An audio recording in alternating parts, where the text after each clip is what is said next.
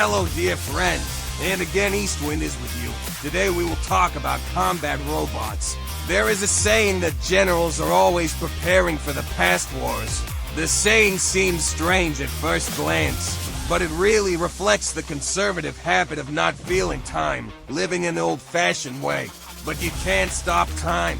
It dictates new conditions and requires new approaches to the defense of the country, and, of course, new weapons both qualitatively and quantitatively.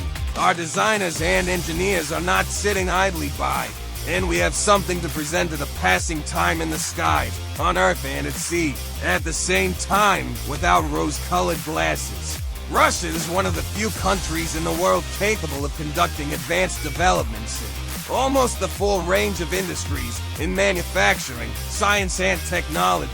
The Army and Navy are being rearmed at a rapid pace, new types of weapons are being developed, and promising models are being tested. The trend towards creating a compact and efficient army is also clearly visible, where the emphasis is increasingly placed on automated systems with elements of artificial intelligence. As I believe, on the threshold of a new technological order, Russia faces an important task. In addition to traditional forms of economic activity, to be at the forefront of the development of global technological solutions, these national objectives are not only voiced, but also become priorities for all sectors of social and economic activity.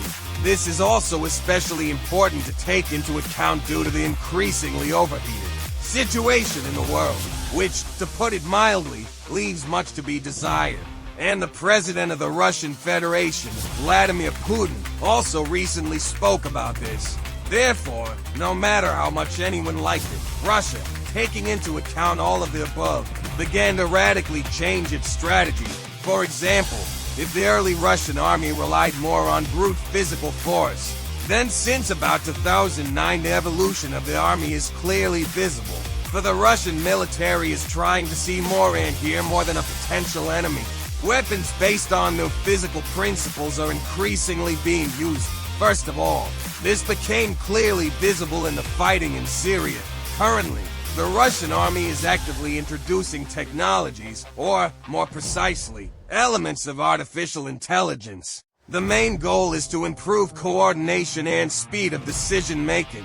The development and production of robotic combat systems is in full swing. Already today, combat drones based on the T-7 and B-3 tank, developed by the Ural Carriage plant, are being actively tested. Also, the Foundation for Advanced Research of the Russian Federation is completing testing of a feedback system based on elements of artificial intelligence, which allows combat robotic systems, such as Marker, to respond and understand orders from commanders, along with ordinary soldiers, a complex of technologies for technical vision, navigation, autonomous movement, and group control is being tested.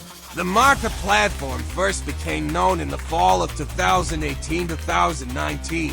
Since then, a whole series of various tests have been carried out. In particular, the combat robot has shown that it can hit flying targets with a Kalashnikov assault rifle more accurately and faster than professional shooters, as well as conduct selective shooting. Now Marker is being taught to identify combat targets in a group of 15 to 20 people, distinguishing armed people from unarmed ones. Further, on the basis of the T-14 tank, a fully autonomous combat system with artificial intelligence is being created, capable of attention, independently make a decision on changing the deployment and, if possible, the combat use of certain types of weapons at the disposal of the T-1 for tank, and I repeat, precisely without human help. Here lies the answer for many why mass production was slowed down so much, which I personally think is absolutely correct.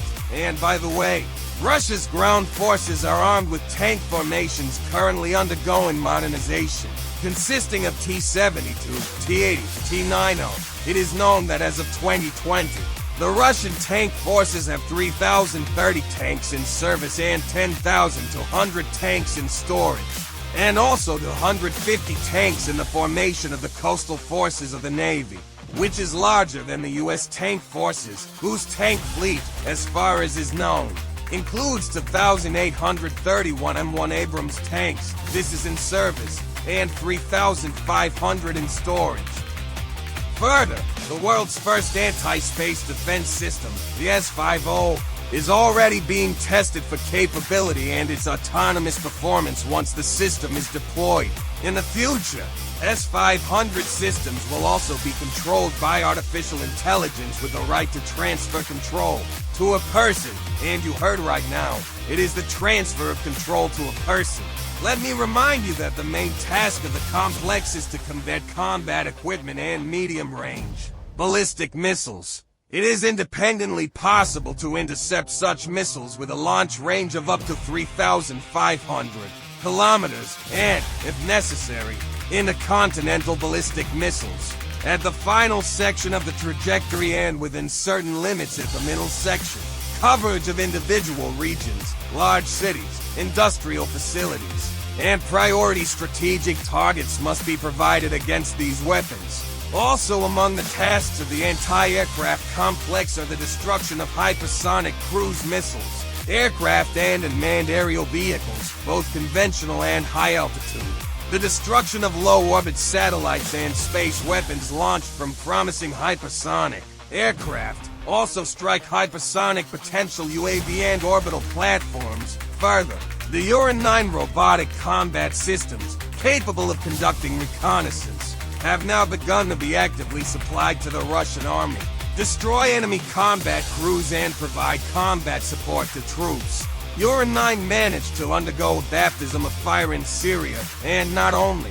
It is also known that the VIA ground-based impact robotic complex is currently undergoing various tests. First of all, it is intended to increase the combat capabilities of units, reduce losses among personnel in battle, protect important facilities, and perform special tasks. The weaponry of the complex can be used while moving against ground and air targets. VIA is equipped with advanced optoelectronics, automatic tracking, LASER rangefinder, thermal imaging sight, meteorological ballistic station, as well as a gyroscopic stabilization device. It is known that the complex was originally called Udar, which was changed to Vortex during development, thanks to the miniaturization of equipment. It was possible to make a fairly small remotely controlled object based on the BMP-3 infantry fighting vehicle. Also, the modularity of the design allows the combat module to be installed on any objects weighing from 7 to 15 tons. In particular, it can be installed on the modernized BMP-1 and BMP-2, but that's not all. Trucks produced by the Ural and Zashita plants can also be used as chassis, as well as the BTR-80 armored personnel carrier.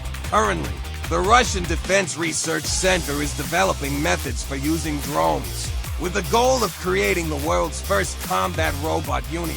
Just think about it. Moreover, these combat robots will be able to independently conduct combat operations. In general, if we talk about the desire for robotization, it is worth saying that in fact, the reform of the Russian armed forces, which began in 2008, has now made it possible to have more than 70% of modern equipment in the general purpose forces, and 88% in the nuclear deterrent forces. It is also worth noting that 2015, in my opinion, can be considered the start when really active work began with the robotic complex, as well as with the development of artificial intelligence systems, orientation system sensors, computer vision and much more. These were already mass solutions, ready for implementation in various fields of science and technology. In 2020, work began on the implementation of the federal project Artificial Intelligence and the creation of a Center for the Fourth Industrial Revolution. In fact, progress in the development of robotization of the Russian armed forces has also pushed the civilian sector towards the large-scale development and introduction of artificial intelligence into the Russian economy. For example, reforming Sberbank into a financial technology company, creating ecosystems of products and subscriptions, announcement by the Central Bank of Russia on the implementation of the digital ruble and the development of artificial intelligence and its branches. are links of the same chain. At one time, Russian Prime Minister Sergei Mishustin, not without a hint, spoke about his vision of Russia and the future. Quote, "This will be the maximum reduction in the number of officials and the replacement of their functions with artificial intelligence, the abandonment of certificates and other paper documents, and the cancellation of personal visits, going into full digitalization, which will allow solving any life situation of a Russian citizen in one click, at any time of the day and in any place. A similar system is being built in the Russian armed forces. There, too, there will be a gradual reduction in the active number of employees and a corresponding increase in combat effectiveness. This can be achieved only by maximum robotization of all processes and the combat units themselves. Consequently, all subsequent types of weapons accepted into the Russian army will be created or are already being created, taking into account the requirements for robotization and automation. That is, drones will become the main striking force. To summarize today's topic, I would like to say that despite the strong lag in robotization and remote control in the 90s from the United States, today Russia has bridged the gap in the development of combat robotics. And given the latest trends in this direction, Russia is becoming a leader. If we talk about when we will finally be shown these developments in all their glory, then in my opinion, everything will happen in doses, as before, of course, unless a situation arises where the West has to lift the veil of secrecy and show, let's say, a Russian club, or rather, new types of weapons, which Vladimir Putin spoke about back in 2018. I would like to note that the robotic systems created by order of the Russian Ministry of Defense are planned to be used not only in the interests of the defense and security of the country, but also in the interests of the socio-economic development of Russia in the fields of transport, agriculture, emergency response, and more. And that's all, dear friends. Eastwind was with you. Be healthy and strong. And be sure to subscribe to my channel so you don't miss new videos.